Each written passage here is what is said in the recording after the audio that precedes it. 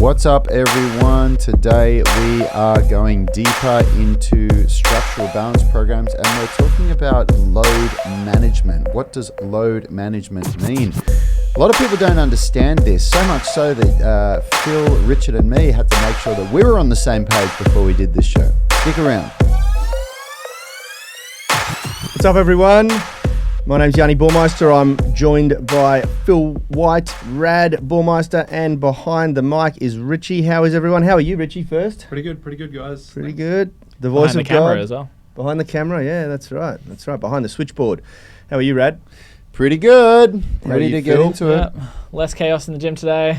Man. Nothing Oh, bursting man. from the seams anymore. Yeah, we'll fill you in very quickly. We weren't on live yesterday doing a show because we were rearranging some equipment in the gym to fit in with our COVID safety plan that we had to submit, and we burst a high pressure water main that was mysteriously only a few inches below the surface of our concrete slab. Clearly not Building Code Australia standards, and yeah, we had a flood in the gym. It was a bit of a disaster. I was here until just after 2 a.m. working with the plumbers and Sydney Water. Good times. Good times, but we're back. Yeah, so hopefully, times, I salad. put up a little bonus episode yesterday, a little hark back to 2018, and talking to Dan Radford about Cuttings Wines, because I thought, after all the stress of the other day, And a couple of drinks would go a long way. It was So very timely because I did have a few glasses of wine last night in Yeah. celebration for the and so fact if you're that going to have it, might as well, know a bit about wine and what's the best one to go for. So Absolutely. yeah, hopefully people enjoyed that, and I guess, and yeah, appreciate how far the audio production and everything has come since then. Yeah, absolutely. It's a nice little throwback. So I hope you guys enjoyed that. Absolutely. When we used to do those podcasts, we were out on the gym floor. Yeah, It was babies like, crying in the background. Yeah. It's a total mess. I love it. yeah, it's hilarious. But good Hilarious. content. Well, today's a big show. Today's a really important show, and we're actually going to cram Thursday and Friday together tomorrow and just combine the talking points. But today we really wanted to keep it on topic and focused, because we bang the drum of mastering load management, or I chose the word mastering load management because it just rhymed better. But really understanding load management is more important, and this has been I would say a breakthrough for us here at Unity Gym and the way that we teach our program. So why don't we just talk a little bit about each of the topics, each of the key points today, because it's a huge mistake to think that you can exercise, to think that you can expose your body to that stress, which is exercise. Exercise is a stress to the body that demands a response where we adapt to that, and it's a big mistake to think that you can do that and not understand load management and avoid injury.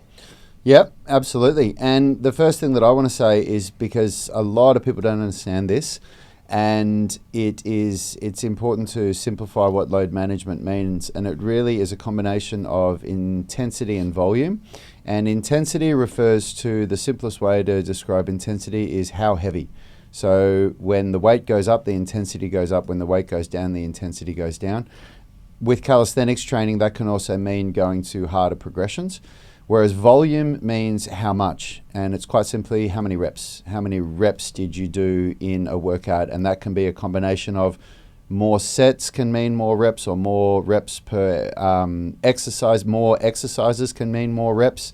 So intensity is how heavy, volume is how much, and load is the combination of both of them. Yeah. And so that's important to understand what we mean by load management. So there's so many different ways that you can manipulate load.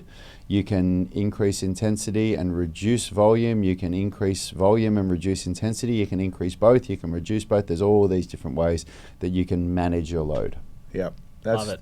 very good, very simple, very good, and then There's some really in-depth and wishy-washy explanations of that, and some of them I tried to explain before in the past, and after Phil and Richard and I had a little bit of a debate about it, that's what we decided the way that we were going to describe it. Well, And I that's think it. it's the simplest, we wanna easiest way to deliver it in the most simple form possible, so you guys get the most amount of value so out you of can it. conceptualize it yourself and start to see how this applies in your own training. And I think the other really key thing to understand about load management is, obviously that's a great way of kind of talking about load in the gym, but then you've also got to think about load in the rest of your life. life. So what does your work involve? So if you're you're a removalist, and like when you think about, if you're carrying lots of heavy things versus like a few heavy things versus lots of light things, like you can start to do your own little to kind of basic load calculations, which helps you then inform, like if you then go in the gym and you've done a whole lot of intensity in your workplace, then maybe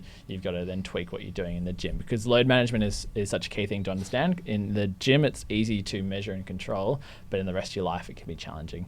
And then that also comes down to sports you're involved with, positions that you're in for long periods of time. You can think about sitting at if you're, I don't know, an actuary, and you're at your desk for 16 hours a day because you've got a big deadline coming up, and you're in this position with your back all day. That's like a very long very long duration isometric contraction of the muscles in your back, and that's going to be a load that you have to deal with. And that brings us to question of the day, which is, and maybe Richie can type this up for me afterwards, what do you do for a job? What do you do for a pastime that puts that exposes your body to prolonged positions? It can be standing. Like I used to work as a security guard at nightclubs, and I'd be standing at the door all night, and I'd get for that period of my life, I actually ended up with a lot of varicose veins in my ankles and stuff from blood pooling, standing up for long periods. It can be sitting at a desk. It can be, being a removalist and you're constantly bending over and picking things up. Yeah, I think even not about just long duration stuff. Like what intensity sort of stuff do you come across in your day? Like what loads do you deal with in your pastimes and hobbies that? Yeah. The key is outside of the gym. Outside of the gym. And then we maybe can have a discussion about what Phil was just talking about then, what sort of loads you're going to be exposed to and how that can affect what you're doing in the gym and how you need to consider it. So if you get your comment up there, if you get your answer up there in the comments, we'll definitely dissect it and talk about it a little bit and give you a little bit of constructive feedback. All right. Quickly before we go on, I'm so stoked to not be underneath the Sound of Movement podcast poster anymore. I feel like I was constantly being looked over, and I had the mutant Burmeister monster above me the whole time, and I was kind of covering the name of the podcast. So I'm just really loving this. For all those people who are on the podcast, if you jump onto the UMS Mastermind, they're all moved up a bit higher too, by nice 3 inches. Oh, that's great. Done good work there. I know. So, guys, what we're talking about before, the myriad of different variables that you can manipulate to change load, change intensity, change volume, that is basically in a nutshell program periodization. That is what that leads us into our first point. So Rad, why don't you build some context around the concept of program periodization and share essentially the most simple form, the introduction to periodization that we use in our foundations program. Yeah, absolutely. So before we even talk about periodization, the first thing that you need to understand is a process of what's called adaptation. And adaptation is not just what occurs in the body; it's what occurs in life to a stimulus. I really like this example of adaptation when you talk about a tree that grows up towards the sun, and if something then, if another tree grows over the top of it and blocks its sun, that tree will now start growing to the side to find more sun, and that's adaptation. So the same thing happens in our bodies as a response to a new stimulus. So when you start lifting weights, your body, it creates a stimulus, and the body adapts to that stimulus by becoming stronger. So that's what the process of adaptation is in a nutshell. Now, what happens is that when you first come to a gym or when you first start exercising, it doesn't matter what you do, as long as you're doing something that you haven't done before, you'll adapt to it and you'll become stronger. Or you'll become fitter if you run, or whatever it is. You'll become more flexible if you start stretching. But pretty quickly, a lot quicker than what a lot of people understand, in a matter of months, that the big gains that you get from that initial adaptation stop, and you have to start getting creative with programming, where you have to start understanding the ways that you can manipulate load, the ways that you can use different rep ranges, different amounts of weight, different rest periods, different exercise selections, different angles of hitting the same muscle, and that becomes periodization. Periodization is the changing of any or all of the following, which is exercise selection, the amount of reps that you do, which is intensity, the amount of rest that you have between sets and also between workouts, the tempo that you do perform the exercise at, and what's the last one that I'm missing here? Recovery. Recovery, yeah, the recovery period, so the rest between sets. And just because I love to go way too far with metaphors, if you think about the tree, if a tree just grows in like any old place, it will get to a certain level and it'll stop. But if you feed that tree with like fertilizer and watering at the right times, and you get all these other things around it, the microbiome around it is all right, and that tree is going to keep growing and build stronger. And if you get that right from the get-go, the potential for growth is going to be best. So there you go. It's going to be huge. That's your periodization. Your periodization in your load management is the fertilizer. It's the making the optimal conditions for this tree to grow. And it is critical. Like if you have to think about what your goals are, and if your goals are that you just want to be a little bit stronger and you just want to feel better and you want to age gracefully, then just turning up to the gym and going through the workouts will probably be enough for you. That is just so much more than what the average person is doing. But usually people get to a point where they get a little bit frustrated that they're not getting better, that they feel like, those initial, like where they could feel themselves getting stronger and fitter and more flexible every week or every month at least. And all of a sudden that's not happening anymore. And when you get to that point, that's when periodization is not a nice thing to do, it's an essential thing to do. If you don't do it, you're just not going to see those consistent gains anymore. And if you know how to periodize properly, then you should never plateau. It just won't happen. You'll always find a way to get better and to keep pushing forward. Yeah, the context of plateauing, like we like to say that a training program shouldn't continually progress you at the same rate permanently. You should be undulating or sort of leveling up in stages as you start to ramp up the intensity and volume for, like, say, a peak week. That's when the biggest adaptations happen at Unity Gym and in the UMS. And then you deload, and then it really, the adaptation starts to kick in. And then you sort of plateau a little. Like, you don't plateau. The adaptation slows a bit as we reintroduce new stimulus, and then it starts to ramp up again. So if you were to look at it on a graph, it should kind of look like a step, a continual staircase going up. Yeah. It's not going to be a straight linear line, but and you shouldn't expect that. But you certainly shouldn't plateau. That staircase shouldn't have a what do you call it? A ledge. That makes sense. Yeah, I think that's a key point. I think it's so important to understand that you've got to embrace that, like, under that journey of things are going to be, everything's kind of intentional, and it's not going to be just like keep walking up. And it's all and the whole purpose of periodization is so that it brings us into the next talking point here, which is that it continually achieves progressive overload. That's the purpose of periodization. And progressive overload, the most simple explanation that I've heard, which I think is a really good explanation, is that if you go to the gym and you pick up a 10-pound dumbbell in each hand and you do bicep curls until you can't do any more, and when you start you can do 8 reps and you couldn't do 9 to save your life. But you do that twice a week for a number of weeks. It would probably be between 2 and 4 weeks before all of a sudden you can do maybe 10, 11 or 12 reps. And then you put those 10-pound dumbbells down and you go up and pick the 12.5-pound dumbbells up, and now you can do 8 reps again, and you repeat the process over and over again. And that's progressive overload. And that's the goal of strength training. The goal of strength training is that progressive overload continues to happen. But for a beginner, exactly what I just described will be enough to give you progressive overload. As soon as you get past that initial couple of months or the initial couple of mesocycles, it's not enough anymore to just go to the heavier weight and just do the reps and get it there. You have to get creative with different. The more experienced you become, and the greater your training age, meaning the time that you've been training under the correct protocols or consistent protocols, the more relevant to your current spot. Yeah, the more methodical you need to become, the more creative you need to become with the variables of program periodization. How does it work in calisthenics?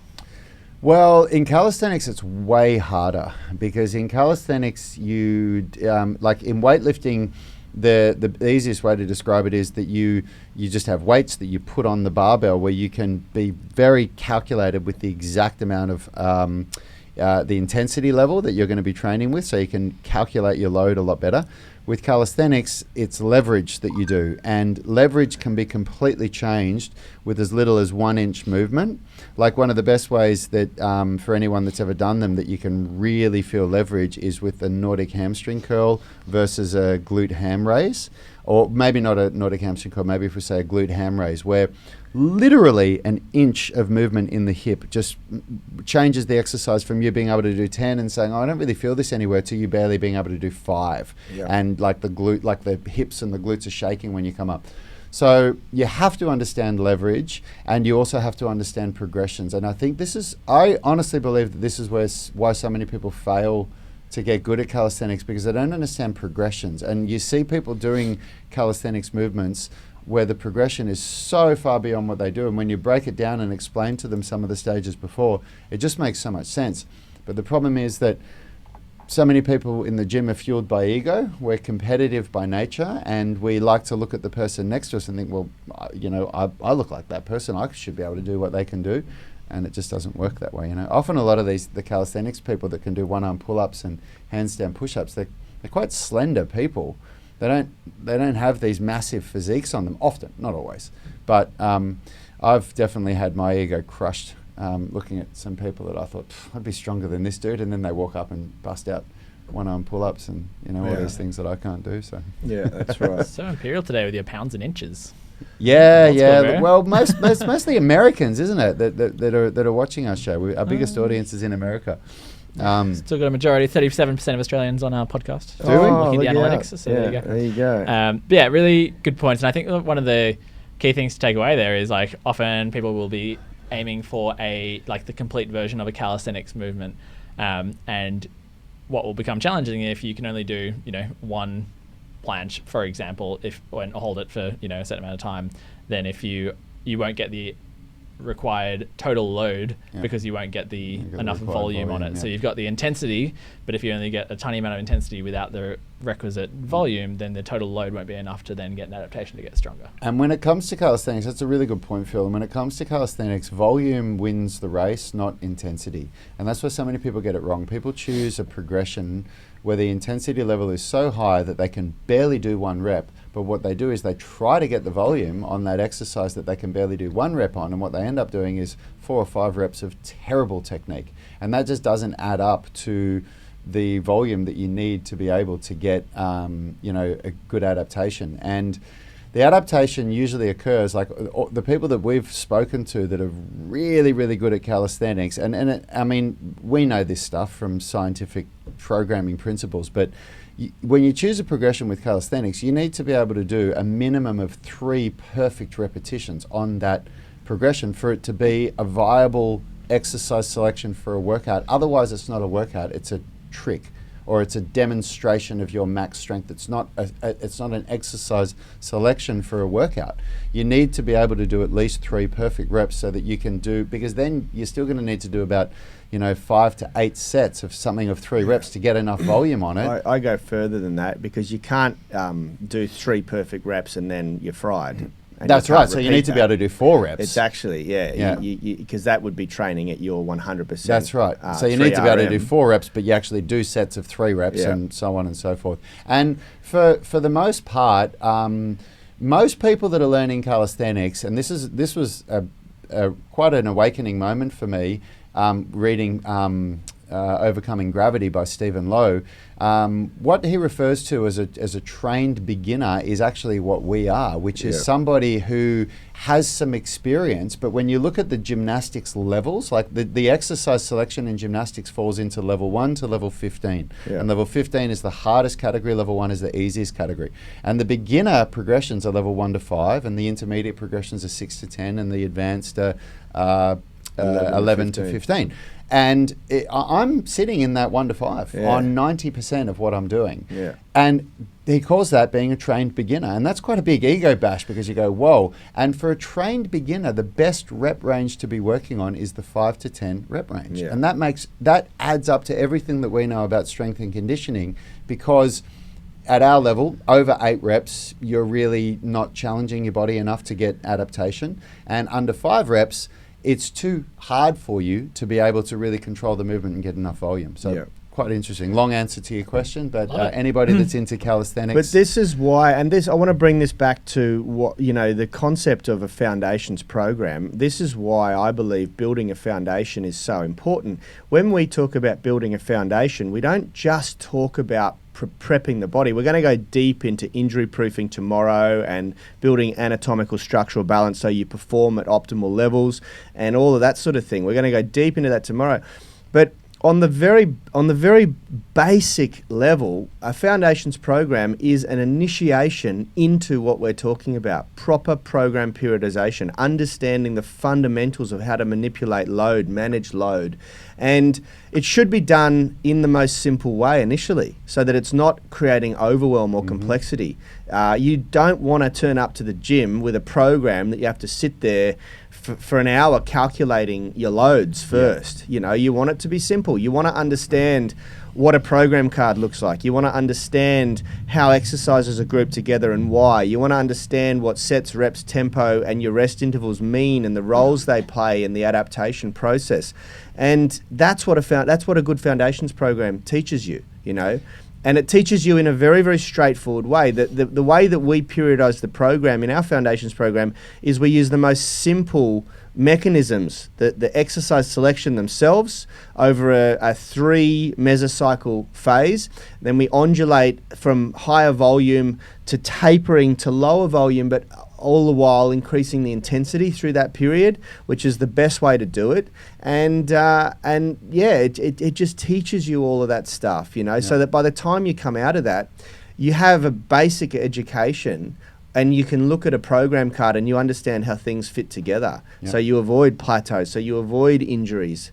And then at the same time, it's balancing the body and doing all these great things we're going to talk about tomorrow, And I want to take a quick moment to talk about load management for flexibility development, because this is something that I answered a question which just comes up so often, at least for you and me, Yanni, where people don't even realize they're asking the question, but when we see what people are posting, we always say to each other, man, these people still aren't understanding what we're trying to talk about how you progress through flexibility.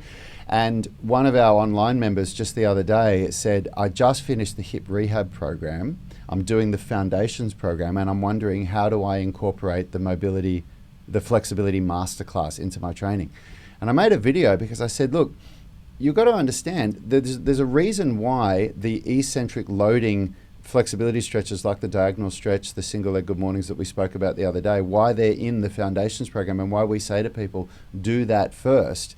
Because that stuff prepares your body for the more advanced flexibility better than anything else. The eccentric loading is there for a really good reason. And what you're doing is you're coming out of a hip rehab program and you're going, okay, well, we've got this stretching that's designed to be done here, and then you could do another level of stretching above there, but I'm just going to go straight to the top. And I'm going to try the hardest stuff. I've come out of a rehab program. Let's go straight to the top and try the hardest thing. So that suggests to me that whoever it was hasn't looked at the theory program for the rehab and understand the issue intensity continuum at all, or they've overlooked that. Well, it's not just that. I mean, if you've got to respect that even as good as we put our information together, there's still a lot to absorb, and people can still read it and not assimilate it properly. And I respect that. It took me so long of reading, learning, going to workshops, trying to actually come to a point where I went, oh my God, this all makes sense now. Now I know how to write a program. Yeah. So I get that, and that's what these groups are for, so that we can answer these questions. Like there's a lot of experience in this room and a lot of years of study and whatever, where it gets to the point where it seems, seems like, basic, it's but obvious, but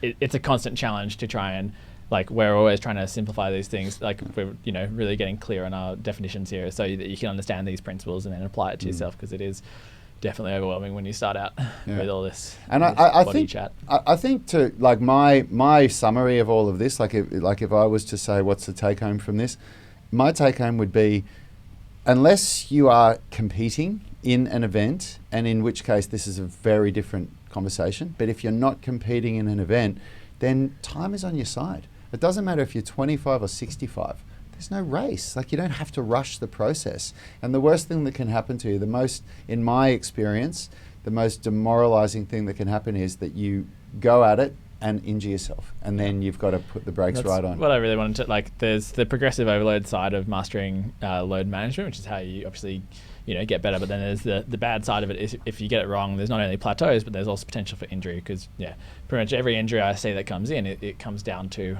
a mismanagement of load and basically people either trying to progress too fast or having other things going on in their life that then means that what they usually do is now suddenly too much. So an example of that might be. Can I share an example? Please. 'Cause I have a really, really good example that's recent. So because no one's answered.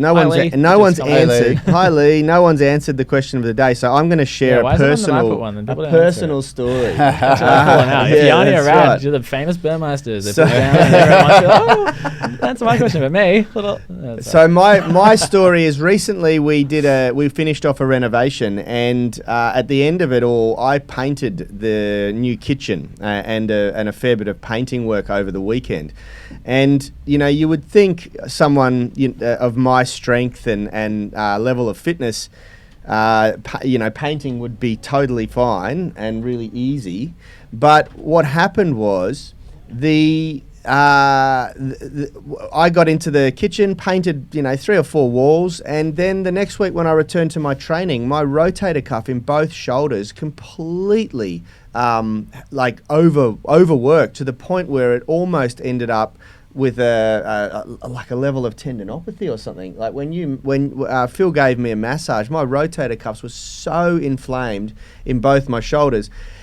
And I had to really, really think about how to manage that for the next week, doing bench press and things like that, because I was heavily risking an injury, and that's an example of introducing a different type of load, painting, doing these painting strokes. If you're listening on the podcast, I'm just mimicking up and down like Mr. Miyagi and Karate Kid.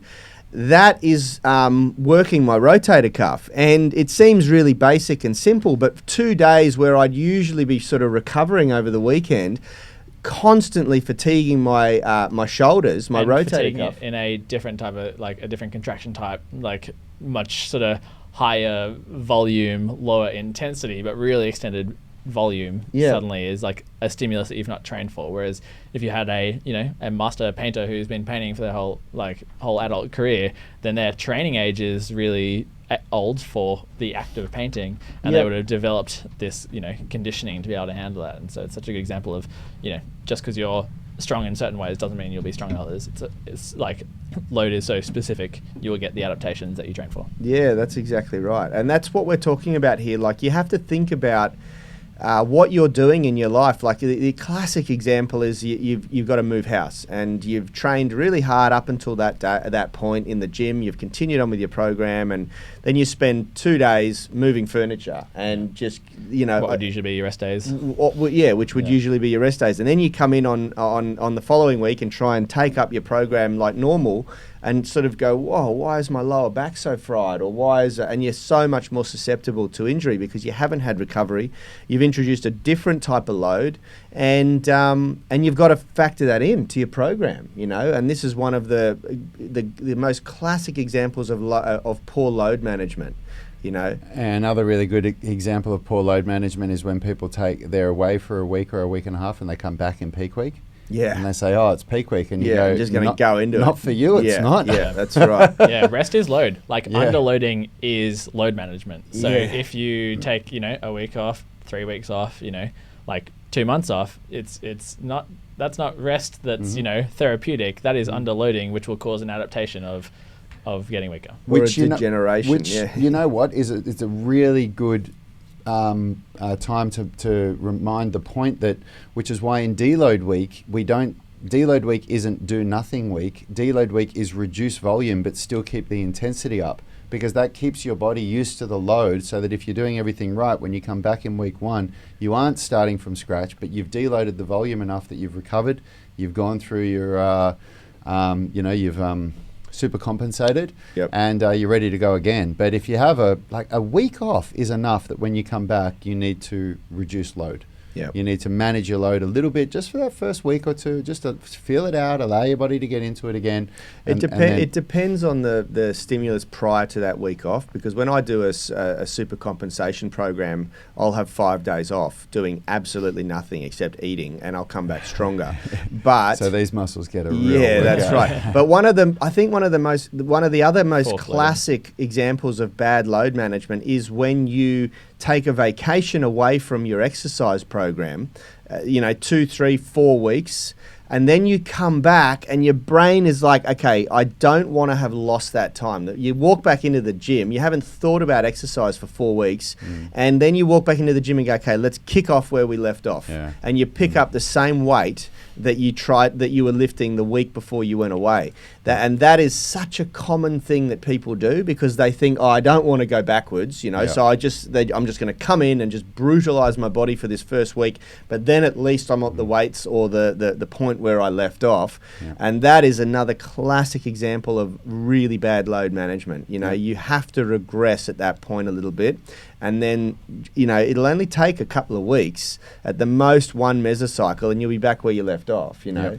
But the worst thing you can do is injure yourself. Now, tomorrow we're going to talk about injury proofing, how to do it, is it possible? And it ties into the concept of structural balance training and prehab or conditioning. And that's one of the other key things that a good foundations program should do, And I'm going to give a little bit of a giveaway here. You absolutely can injury proof your body. Tune in tomorrow to learn how. Ooh. Scott West, just before we go, Scott West has shared that he has had the same problem scraping paint off an old house for 2 days. Yeah, I feel your pain. I feel your pain, Scotty. Scrapers. Yeah, mate. I was quite shocked at how much my rotator cuff got a workout painting. It was just ridiculous. And it was after I'd done some pretty heavy lifting. So my body was... and I think the key is that it was done during a period where I'd usually be recovering. And I just didn't give my body that recovery. Anyway, tune in tomorrow. We've got a big show. We're cramming 2 shows into one because we missed a day yesterday due to the flooding. And we're going to talk about injury proofing. I think it's a really important... And just my last little wrap-up point on this is it ties really well into not the wine episode yesterday, but the episode the day before where we were talking about measuring what you're doing and noting down what you're doing, because the best way you can master your load management is first knowing your load management. Record that comes it. from recording it. Yeah. So, that's the little hark back and definite takeaway. Like, if you can record it, then you can manage it. Yeah, absolutely. Final last words, Richard. What have you got for us? The voice of God. Thanks for tuning in, guys. He's good. I'll see you tomorrow. He's good. Boom. He's Mic good. Yeah. All right, guys. We'll see you tomorrow. later, everyone. Health is about performance, not just body image. You better be willing to accept what you're going to have to do to get there. We'll start focusing on movement goals, strength goals, flexibility goals. When you nail that skill, it's there forever. The body image goal doesn't get you that It's the far. consistency and frequency that's going to get you there. It's not the intensity. There's no shortcuts to mastery and movement. Destination doesn't change overnight, but your direction will. The gym is not the place to beat up the body that you hate. It's the place to build the body that you love. We are the gym that teaches people how to move instead of just exercise, because we believe that health is about performance, not just body image.